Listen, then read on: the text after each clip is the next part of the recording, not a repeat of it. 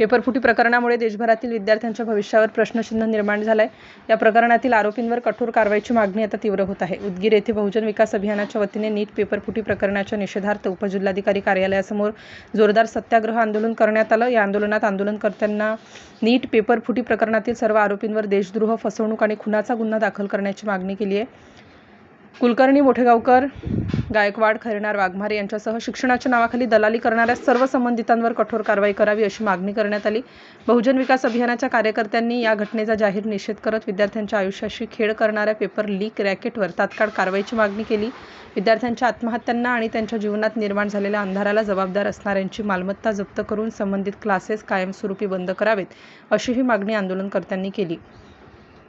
विविध मागण्यांचे निवेदन उपस्थित अधिकाऱ्यांमार्फत आदरणीय पंतप्रधानांना पाठवण्यात आलं। यावेळी बहुजन विकास अभियानाचे प्रमुख संजय कुमार, संघटक मानसिंग पवार, सामाजिक कार्यकर्ते राजेश्वर भाटे, राजकुमार अप्पा कारभारी, रवी डोंगरे, अंबादास पाटील, किशोर बलांडे, अक्षय सावंत, यावर खान, गुरुबा थोरात, रामजी घोगरे, गोरख वाघमारे, नरसिंग गोखले, व्यंकट काकरे, गंगाधर शेवाडे आदी उपस्थित होते। नीट पेपरफुटी प्रकरणामुळे विद्यार्थ्यांमध्ये मोठा संताप व्यक्त होत असून दोषींवर कठोर कारवाई करण्याची मागणी आता अधिक तीव्र होत आहे।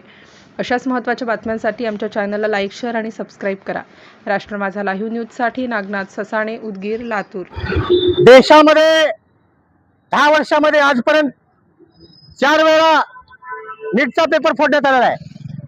नीटचा पेपर फोडून देशामध्ये 23 लाख विद्यार्थ्याच्या स्वप्नावर पाणी घालणाऱ्या हरामखोरावर कारवाई झाली पाहिजे। कुलकर्णी असतील, मोठेगावकर असतील, गायकवाड असतील, खैरनार असतील आणि कोणी असे भडे असतील त्या सर्वांवर कारवाई झाली पाहिजे। हे भडे शिक्षणाच्या नावाखाली दलाली करून लाखो रुपयाची कमी यांनी केली, विद्यार्थ्याची फसवणूक केली, पालकाची फसवणूक केली, डॉक्टर होणाऱ्या विद्यार्थ्याचं भवितव्य त्यांनी आज अंधारात टाकलाय।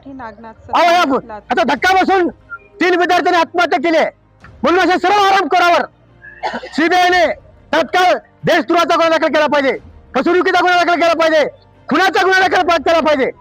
देशामध्ये घटना आज शिक्षण वाघिणीचं दूध आहे, डॉक्टर बाबासाहेब आंबेडकरांनी म्हटलं होतं, मात्र या शिक्षणाला बाजारी करण्याच्या भडव्याने केलाय। पोलिसांवर कारवाई झाली पाहिजे ही बहुजन विकास अभियानची मागणी आहे। आणि आज बहुजन विकास अभियानच्या वतीने, सर्व समाजाच्या वतीने, विविध संघटनेच्या वतीने पालक, विद्यार्थी, शेतकरी सर्वांना आम्ही घेऊन आज शासनाकडे मागणी करत आहोत की अशा हरामखोरांना तात्काळ कारवाई करून भारतामध्ये पुन्हा असं काही होणार नाही त्यासाठी तात्काळ उपाययोजना करून अनेक वेळा पेपर फुटून विद्यार्थ्याची आत्महत्या होऊ नये यासाठी शासनाने कडक निर्णय करून त्या दोषीवर कडक कारवाई करून त्यांनी कमवलेली मालमत्ता जप्त केली पाहिजे। आजपर्यंत वर्षाला 22 लाख हजार कोटीचे उलाढाल या ठिकाणी होते, हा पैसा आला कुठून? यांचे महोबत चौकशी झाली पाहिजे। त्यांनी आजपर्यंत बोगस डॉक्टर किती दिले? खऱ्या डॉक्टरला आज बाजूला ठेवून बोगस डॉक्टर निर्माण केले, त्यांच्यावर कारवाई होऊन देशाला संकटात घालणाऱ्या, देशाला फसवणूक करणाऱ्या, देशाला आज बदनाम करणाऱ्या या घटनेचा बहुजन विकास अभियान जाहीर निषेध करत आहे।